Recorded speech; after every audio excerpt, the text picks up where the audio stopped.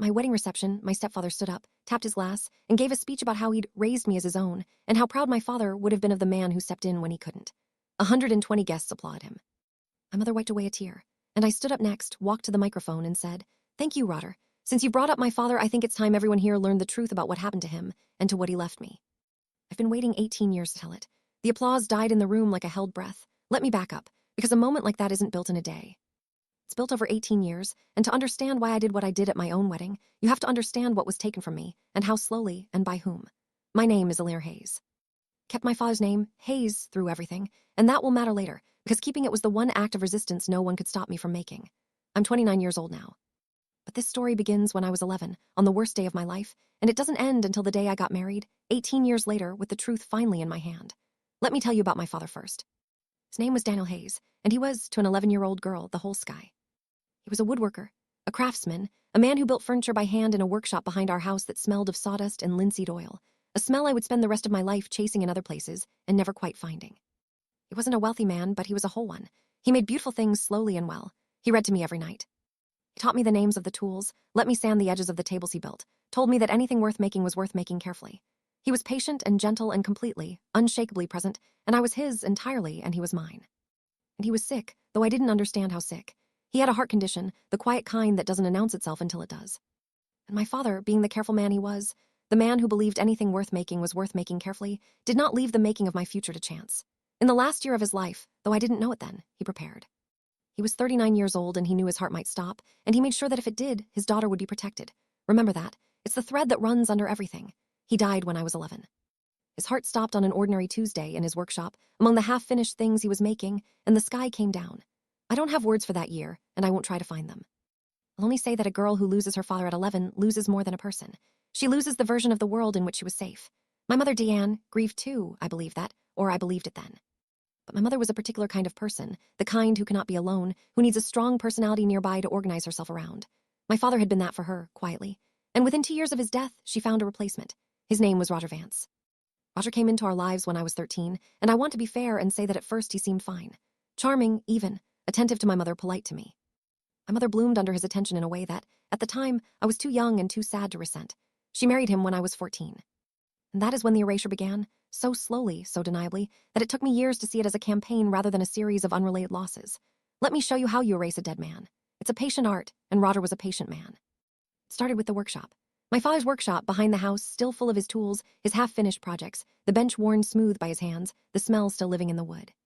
It was the most sacred place in the world to me, the place I went to feel close to him, and within a year of marrying my mother, Roger needed the space. He was going to convert it, he said, into something useful, a garage, a storage room, it doesn't matter what. What matters is that he cleared it out. My father's tools were sold, or thrown away, or given to men who didn't know whose hands had held them. Half-finished furniture, a rocking chair he'd been making, I later learned, for the granddaughter he'd never meet, was hauled away as junk. I begged. I was 14, and I begged both of them, and my mother said I needed to let go and move forward, and Roger said the space was wasted on memories, and the workshop, and everything in it was gone. The smell was the last to go. It took a few years, but eventually the space smelled like Rotter, and my father was no longer anywhere in that house. Then the photographs. Slowly, the way my stepmother would have no, that's another woman's story, the pattern is just so common, the photographs of my father came down. Redecorating, my mother called it. Family photos now meant Rotter, my mother, and me, a new configuration that had never included the man who made me. When I put a photo of my father on my own bedroom shelf, it would migrate over weeks to a drawer, then to a box, then to the attic. Roger never did it where I could see. It just happened, the way erosion happens, until the walls of my childhood home held no evidence that Daniel Hayes had ever lived there, loved there, died there. Then the name. This is the one that tells you what Roger really was. He wanted me to take his name to become Alir Vance. He raised it gently at first, then persistently, then with a cold edge when I refused. My mother pushed too. It would make us a real family. It would be easier. It would mean so much to Rotter. I was 15, 16, and I dug in with everything I had because I understood even then that my name was the last piece of my father anyone had left me. And that taking Rotter's name would be the final act of the erasure, the moment Daniel Hayes' daughter stopped carrying him into the future. I said no. I said no at 15, and I said no at 20, and I said no at every point in between, and it was the one battle in the whole war that I won, because a name is the one thing they cannot take without your signature. I stayed Alir Hayes. It cost me. Roger made me pay for it in 100 small colds and cruelties over the years, but I stayed Hayes. And then, underneath all of it, the workshop, the photos, the name, there was the money. Because this is where Rotter's erasure of my father met Rotter's theft from me, and where the emotional story becomes a story with evidence. My father, the careful man, had not left us with nothing. He'd had a life insurance policy, A good one, $40,000, which to a woodworker was an enormous act of foresight and love. Years of premiums paid quietly so that if his heart stopped, his daughter would have something. He'd owned our home, mostly paid off, worth real money, and he had savings, modest but real. All told, my father left behind an estate that was meant, in significant part, for me, for my education, my future, the launch into adulthood he wouldn't be alive to give me himself. I didn't understand any of this as a child. I was told by my mother and increasingly by Roger that money was tight, that my father hadn't left much, that Roger was generously supporting us, that I should be grateful.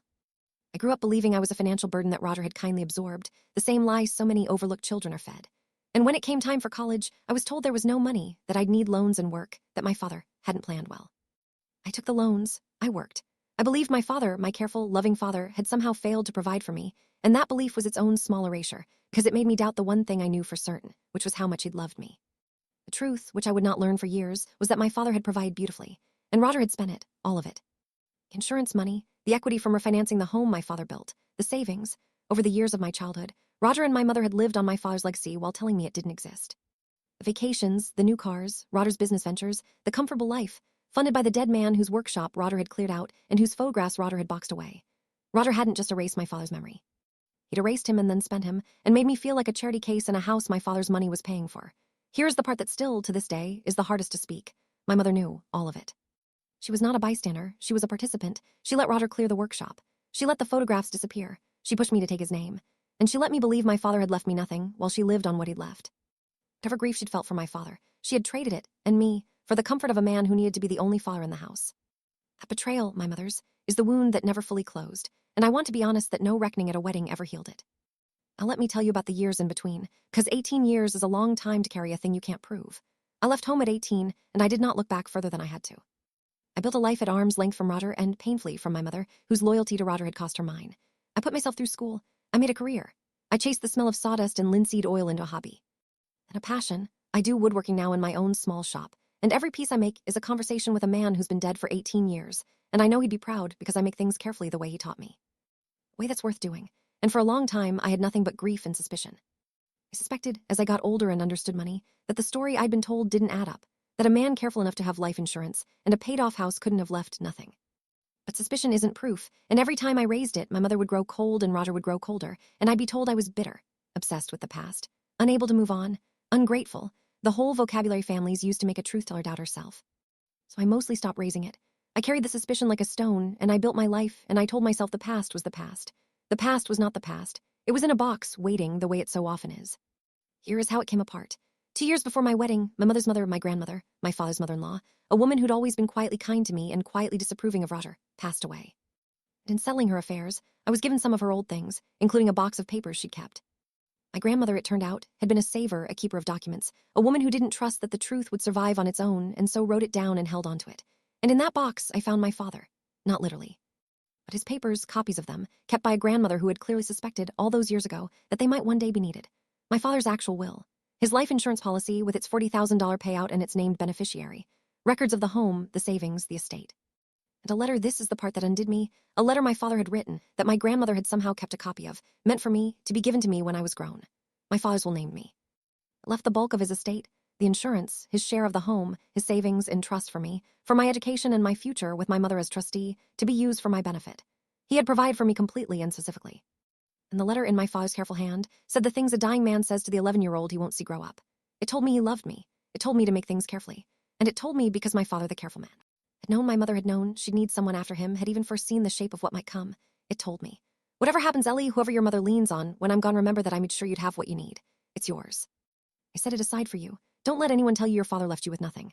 I left you everything I could. Look after it and look after yourself, and know that I planned for you the way I planned everything, carefully and with love. My father had provided. My grandmother had preserved the proof, and Roger had spent 18 years telling me my father left me nothing while spending everything my father left. I sat with that box for a long time. I read the letter until I had it memorized. And I did what the women in stories like mine always come to do. I stopped grieving and I started building. Not out of coldness, out of the specific clarity that comes when suspicion finally becomes certainty, when the stone you've carried turns out to be a key. Here is what I did over the next 2 years, carefully the way my father taught me. First, I preserved everything. The will, the policy, the records, the letter photographed, copied, stored in multiple places, the originals secured. I had learned, over 18 years of being called bitter and obsessed, that the truth has to be armored to survive contact with people invested in a lie. Second, I took it to a lawyer, an estate attorney named Marcus Okonkwo, who handled exactly this. breaches of trust, misused estates, the theft of a child's inheritance by the adults meant to protect it. And Marcus went through my grandmother's box slowly, and his face got harder with every document, and when he finished, he said, "Alina, your father did everything right. This will is valid. This trust was real. Your mother was the trustee, with a legal duty to preserve these assets for you and use them only for your benefit. Instead, based on what you're describing, she and your stepfather spent them on themselves. That's a breach of fiduciary duty. It's conversion. And the fact that it happened years ago is a complication, but you only discovered the proof recently, and there are doctrines that address exactly that. You have a real case. Your father built it for you, honestly, 18 years ago. He just couldn't have known how long it would take to reach you. Third, and this is the choice that defined everything, I had to decide what I actually wanted."